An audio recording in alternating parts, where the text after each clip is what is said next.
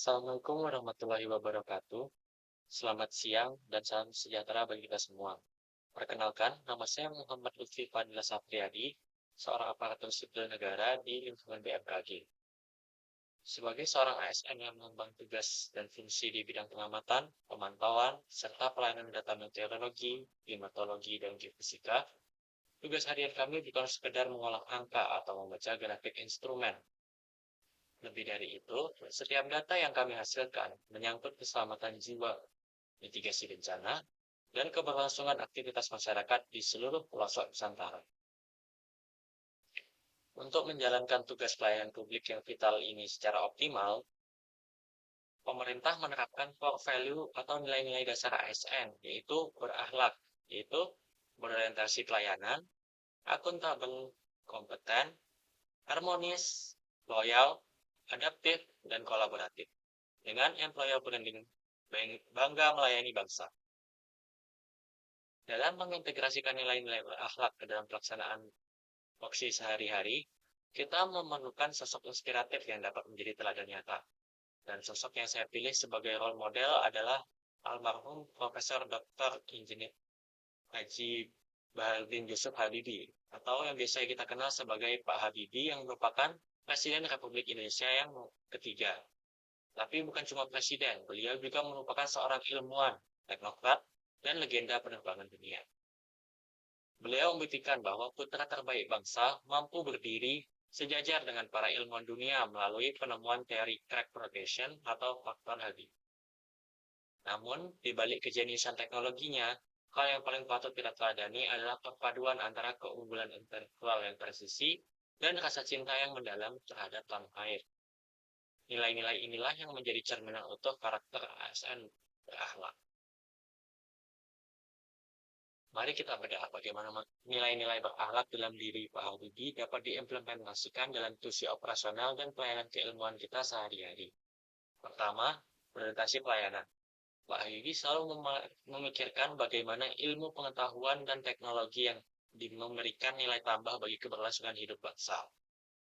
Bagi kita, sebagai ASN yang tupoksinya itu pengamatan, nilai ini diwujudkan dengan komitmen menyajikan informasi cuaca, iklim, dan peringatan dini secara cepat, tepat, akurat, serta mudah dipahami oleh masyarakat luas demi mencegah terjadinya korban jiwa dari bencana alam. Poin kedua, akuntabel. Dalam dunia teknik dan sains yang ditekuni oleh Bapak Habibie, tidak ada ruang untuk kompromi atas ketelitian. Satu kesalahan kecil bisa berdampak fatal. Begitu pula di tempat kerja. Penerapan akuntabilitas ini berarti menjaga integritas serta menjaga integritas data pengamatan tanpa rekayasa, melakukan kalibrasi alat secara teratur, serta bertanggung jawab penuh atas laporan dan analisis teknik yang disampaikan kepada publik. Poin yang ketiga yaitu kompeten, di mana Pak Habibie adalah pembelajar sepanjang hayat. Beliau tidak pernah berhenti mengasah ilmunya. Sebagai ASN di era modern, kita dituntut untuk terus meningkatkan kompetensi diri, menguasai ilmu pemodelan atmosfer, dan geofisika terkini, serta tanggap terhadap kemajuan sains global.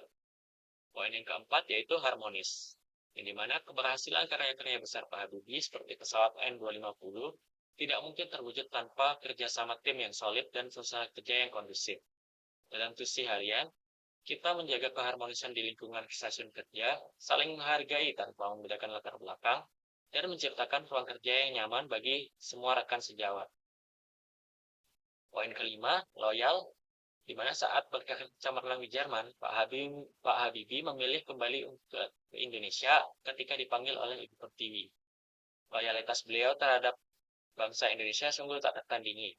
Kita sebagai ASN menerapkan nilai loyal ini dengan mendedikasikan waktu dan tenaga untuk menjaga operasional pengamatan, mengutamakan kepentingan publik dan keselamatan bangsa di atas kepentingan pribadi.